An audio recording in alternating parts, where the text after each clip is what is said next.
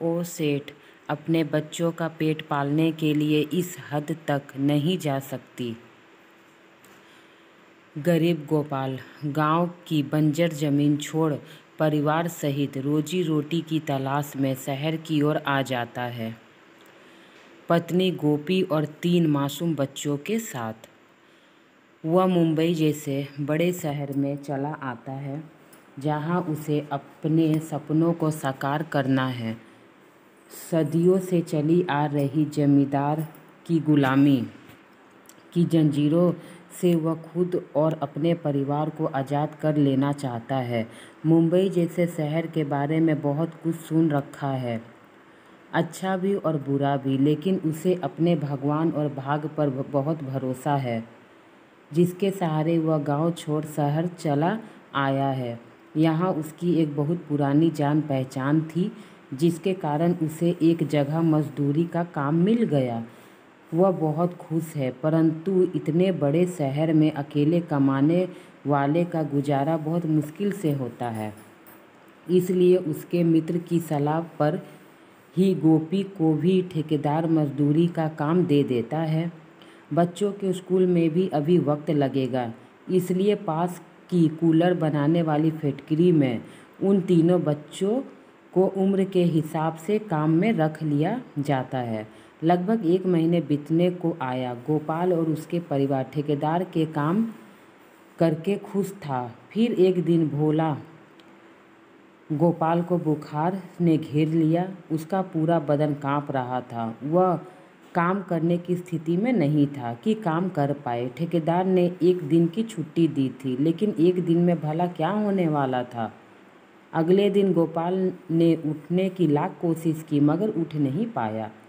गोपी ने ठेकेदार से बहुत विनती की, तब जाकर वह माना और वह एक शर्त पर काम को ख़त्म करने के बाद गोपाल के हिस्से की काम करने के लिए उसकी वाइफ को बोला। उसके लिए उसे कोई अलग सा पगार भी नहीं मिलेगा।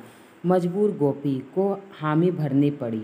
इसी तरह 1 हफ्ता बीत गया। गोपाल की सेहत अब पहले से थोड़ी बेहतर हो गई थी, परंतु काम करने का हिम्मत उसमें नहीं थी। उधर ठेकेदारी गोपी से दिन रात काम करवाता। एक दिन गोपी की हिम्मत भी जवाब दे दिया। उसने ठेकेदार से अपना हिसाब करने के लिए कहा और उससे यह भी कहा कि वह अब बिना पगार के कोई काम नहीं करेगी। पगार 1 का, मेहनत 2 का, ऐसा नहीं, बल्कि उसके पास काम ही नहीं करेगी। शहर में काम की कोई कमी नहीं है, ठेकेदार ने कहा। ठीक है, शाम को तुम्हारे झोपड़ी में आकर तुम्हारा और तुम्हारे पति का हिसाब कर दूंगा। गोपी अपना काम खत्म कर घर की ओर चली गई। ठेकेदार कुर्सी पर बैठा जाती गोपी के यौवन और बलखाती कमर को निहार रहा था। अंधेरा होते ही वह गोपाल के झोपड़ी के अंदर जा पहुंचा। उसने गोपाल से बहुत ही प्यार से उसका हालचाल पूछा और गोपी के गुस्से को भी शांत किया। दिन में उसे एक औरत बोलता और दिन गोपी बोलकर बोलता। एक वक्त बड़े ही प्यार से उसे भाभी कहकर बोला ठेकेदार ने। गोपी भी उसके इस व्यवहार से बहुत हैरान थी। जानने से पहले ठेकेदार काम पर आने के बारे में गोपाल से कहता है, तो गोपाल ना चाहते हुए भी अगले दिन आने का वादा करता है। हालांकि उसकी पत्नी और बच्चे इस बात से सहमत नहीं, फिर भी गोपाल ठेकेदार को प्रसन्न हो उसके पैर छूता है। यह देख के ठेकेदार उसके पास बैठे हुए बड़े प्यार से उसे एक पुड़िया निकाल कर देता है और कहता है कि ये दवा मैं खास तौर पे तुम्हारे लिए लाया हूँ। इसे खाकर तुम कल सुबह तक ठीक हो जाओगे। भोला हैरान होकर उसे देखता है और हाथ में रखी पुड़िया को उलट पलट कर देखता है और फिर धीरे से पूछता है, ये कौन सी दवा है और कितने की है। अगले दिन गोपाल में सचमुच एक नई ऊर्जा थी। उसका बुखार और थकावट सब खत्म हो चुका था। भोला सुबह नहा धोकर खुशी खुशी काम के लिए रवाना हो गया। जाते ही उसने ठेकेदार को सलाम किया और अपने काम में जुट गया। आज उसने इतना जमकर काम किया कि गोपी द्वारा लाया गया खाना भी भूल गया। उसका मन खुशी से झूम रहा था, जिसमें वह गोपी को भी शामिल कर लेना चाहता था। लेकिन गोपी को यह सब अच्छा नहीं लग रहा था। लेकिन शाम होते होते गोपाल की तबीयत फिर से पहले की तरह बिगड़ने लगी। उसे कमजोरी और आलस ने भी फिर से आ घेरा। उसकी पूरी रात करवटें बदलते हुए निकली। आज की सुबह कल से कुछ अलग थी। गोपाल, कल की तरह ही काम करना चाहता हूँ मैं, लेकिन संभव नहीं हो पा रहा है। क्यों? ठेकेदार अभी तक नहीं आया था और इधर उसके इंतजार में नज़रें बिछाए धीरे धीरे अपना काम कर रहा था। कुछ देर बाद ठेकेदार की कड़क आवाज़ सुनाई देती है, जल्दी जल्दी हाथ चलाओ वरना पगार का पैसा नहीं मिलेगा। गोपाल काम छोड़कर ठेकेदार के पास जाता है और उससे कहता है कि कल वाली दवा की एक पुड़िया अगर आज भी मिल जाती तो गरीब का भला हो जाता साहब। ठेकेदार उसकी आंखों में देखकर धीरे से मुस्कुराया और कहने लगा, देखो भोला, इस महंगाई के ज़माने में भी हम तुम्हारी मदद केवल इसलिए कर रहे हैं क्योंकि तुम अच्छे आदमी हो। इस बीच गोपाल बड़ी उदास से उसे देखता रहता है और धीरे से कहता है, फिर भी ना जाने तुम्हारी पत्नी, मेरा मतलब गोपी भाभी, मुझसे खपा रहती है। अब काम का मामला है, थोड़ा बहुत ऊपर नीचे करना ही पड़ता है। अब इसमें बुरा मानने की क्या बात है? अपनी बात पूरी करते ही पुड़िया उसके हाथ में थमा देता है। पुड़िया लेकर गोपाल खुश होते हुए कहता है, नादान है, थोड़ी सरफिरी है साहब, मैं उसे समझाऊंगा, समझ जाएगी। आप नाराज ना हो। कहकर गोपाल अपने काम में जुट जाता है और गोपी भी अपना खूब बखूबी निपटाती रहती है काम। इसी तरह दिन बीतते रहा और भोला तेज धूप या ऊर्जा और फुर्ती बनी रहती। इस बीच वह गोपी को ठेकेदार की अच्छाई की प्रभावित करवाता है, जिसका असर गोपी पर थोड़ा बहुत हो ही चुका है। अब गोपी आराम से ठेकेदार की बात का जवाब भी देती और कभी कभार उसके लिए खाना गर्म करने और चाय बनाने जैसे छोटे मोटे काम भी कर दिया करती थी। लेकिन ठेकेदार उसे बात बेबात डांटता ही रहता। गोपी को बुरा भी लगता, लेकिन वह हंस के टाल देती। 1 महीने बीतने को आया। आज पगार का दिन था। गोपाल को उसकी तय की गई पगार से आधी पगार मिली है। गोपाल ने हैरान होकर उदास भरी नज़रों से ठेकेदार की ओर देखा तो ठेकेदार ने कहा कि ये जो रोज़ की पुड़िया तुम खाते हो, इसके पैसे मैं थोड़ी ही भरूंगा। ये तो तुम्हारी दवा है, तुम्हें ही खरीदनी है। गोपाल ने पगार मिलते ही बच्चों को स्कूल में दाखिला करवाया, लेकिन पगार तो ना के बराबर है।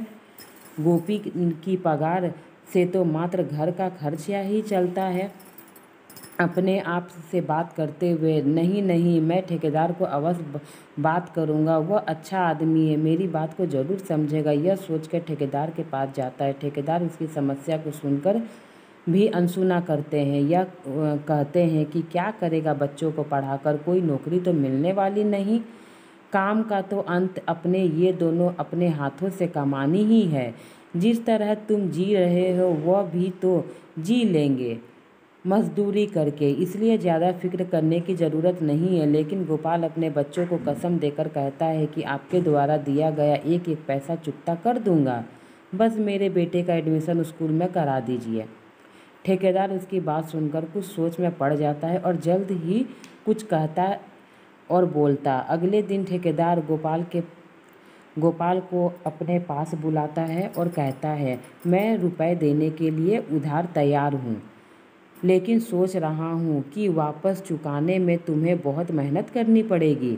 गोपाल हाथ जोड़कर कहता है, कोई बात नहीं साहब, मैं मरते दम तक आपके वहाँ काम करता रहूँगा और आपकी उधारी चुकता कर दूंगा। बस मेरे महेश का स्कूल का दाखिला हो जाए, आप कहे तो मैं अलग से काम करने के लिए भी तैयार हूँ।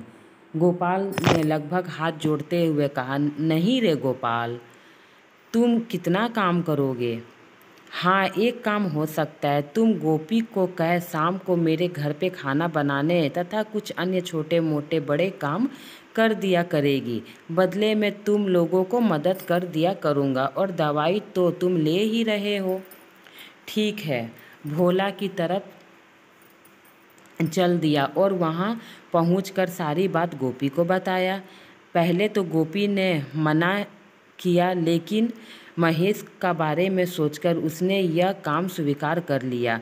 अब हर रोज़ गोपी दिन में मजदूरी और शाम को ठेकेदार के वहाँ काम करती। रात के 11-12 बजे थक कर घर आती, सो जाती। उधर ठेकेदार हर वक्त उसे अपने जाल में फंसाने की ध्यान में लगाता रहता कि एक दिन उसे यह मौका मिल ही गया। उस रात शाम से ही गहरी बादल घेर आए थे। ठंडी हवाएं के वातावरण का सुहाना बना हुआ था। बादलों में बरसने का अनुमान था। मौसम को देखते हुए गोपी ठेकेदार के घर का काम जल्दी से निपटाकर जल्दी से वापस चले जाना चाहती थी कि दरवाजे पे दस्तक हुई। दरवाज़ा खोलते ही सामने ठेकेदार खड़ा था। वह भी नशे में मस्त, उसकी आंखों में लाल धोड़े चमक रहे थे। गोपी उसे वहीं दरवाजे पे छोड़ किचन की तरफ बढ़ गई। ठेकेदार अंदर आ गया और सोफे पे बैठ गया। बाहर बारिश की शोर होने लगा था। गोपी काम छोड़ खिड़की के पास आकर बाहर का जायजा देखने लगी। बाहर चमकती हुई भयानक बिजली के साथ शहर की बिजली भी गुल हो गई थी। वह किचन की रोशनी करते हुए मोमबत्ती ढूंढने लगी कि अचानक उसके पास ठेकेदार आ गया। उसे महसूस हुआ। वह घबराई, 2 कदम पीछे हट गई। ठेकेदार ने उसे अपने बाहों में घेर लिया। गोपी ने लगभग विनती वाले अंदाज से कहा, जाने दीजिए साहब, हम गरीब लोग अपनी इज्जत नहीं बेचते, तो मैं कौन सी तुम्हारी इज्जत के पैसे दे रहा हूँ। गोपी रोने लगी। अरे रे रे, आप रोने लगी? औरत का रोना हमें अच्छा नहीं लगता।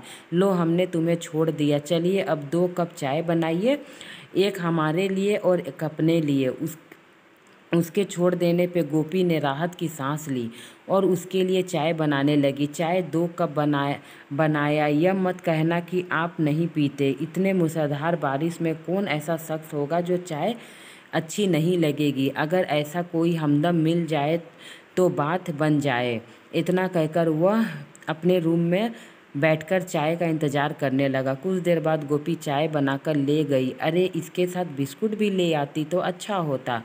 चाय वहीं रखकर किचन में बिस्कुट लाती। ठेकेदार ने चाय टेबल पर रखकर वहीं पास के में नीचे बैठकर कप उठा लेती है, जो पहले से ही टेबल के एक कोने पे उसके लिए रख दिया गया था।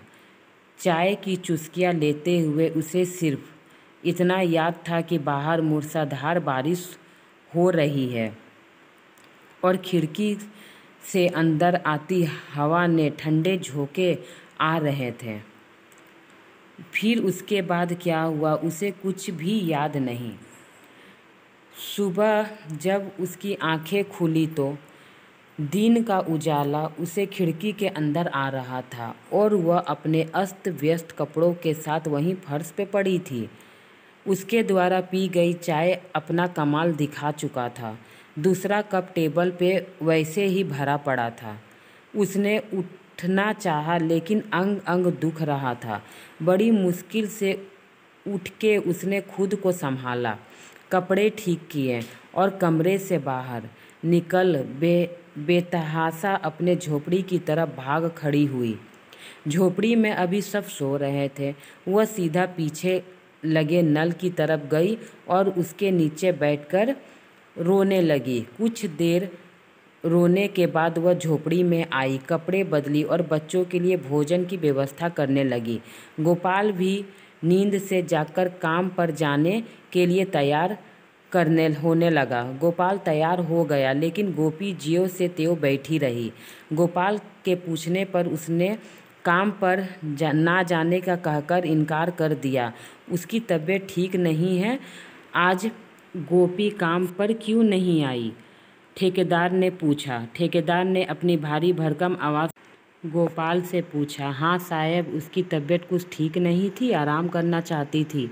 गोपाल ने उसके हाथ से ली हुई पुड़िया खाते हुए कहा। क्या हुआ? ठेकेदार के प्रश्न किया।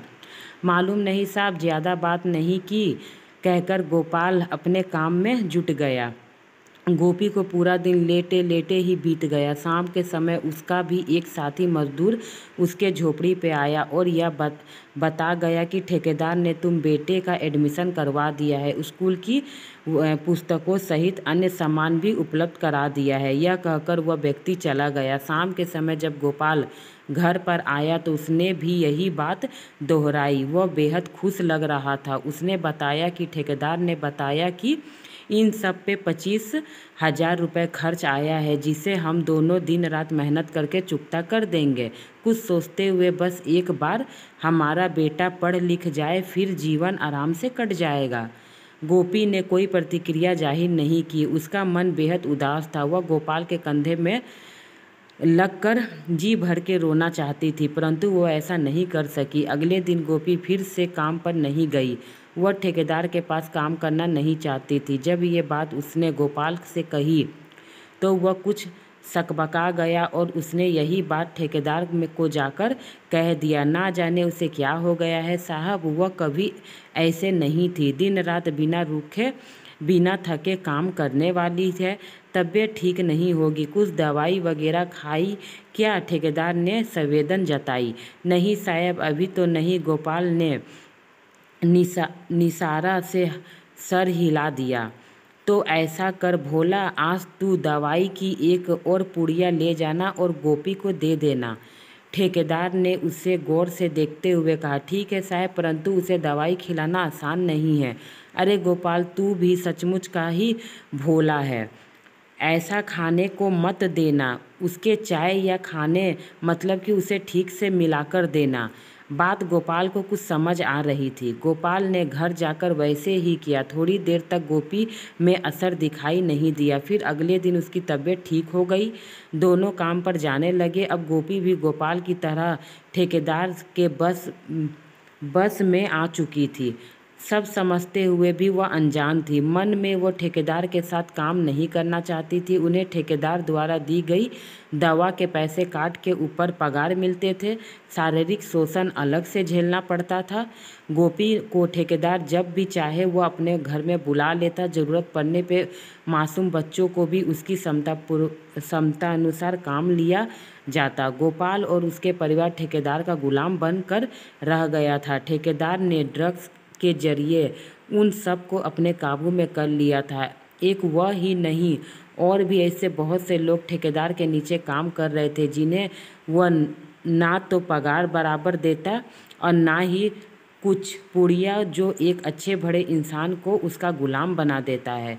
एक शाम गोपाल अपनी झोपड़ी में बैठकर सोच रहा था कि गांव से जमींदार की गुलामी छोड़कर शहर आया था एक स्वतंत्र और अच्छा जीवन जीने के लिए। लेकिन मुझे क्या पता था गुलामी के रूप में अलग अलग है।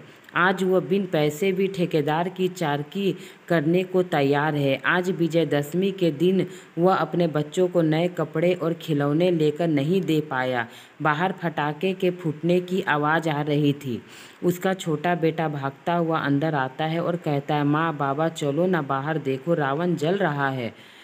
तो बड़ी उदास मन से गोपाल कहता है, रावण मर रहा है। भोला एक लंबी सांस खींचकर कहता है, नहीं बेटा, रावण तो आज भी जिंदा है और तब भी रहेगा जब तक इस दुनिया में गरीबी, बेरोजगारी और मजदूरी रहेगी। आदमी आदमी का गुलाम रहेगा, छल कपट रहेगा, तब तक रावण भी रहेगा। कहकर भोला अपनी आंखों में आए आंसू छुपाता है। इसीलिए कहते हैं गरीबी पैदा होना बहुत अच्छी बात है, लेकिन गरीबी मरना बहुत बुरी बात है। आज गरीबी के चलते उसे ड्रग्स दे दे के उसके पति और पत्नी का फ़ायदा उठाया गया। पत्नी को ड्रग्स देकर उसके साथ शारीरिक संबंध बनाया गया। ये बहुत ही गलत है फ्रेंड। गरीबी होना बहुत ही ज़्यादा गलत बात है। आप चाहो अपने पैर पे खड़े हो, मेहनत करो, गरीबी दूर करो। फ्रेंड, मेरी ये लंबी सी कहानी आपको कैसी लगी? अच्छी लगी हो तो मेरे चैनल को सब्सक्राइब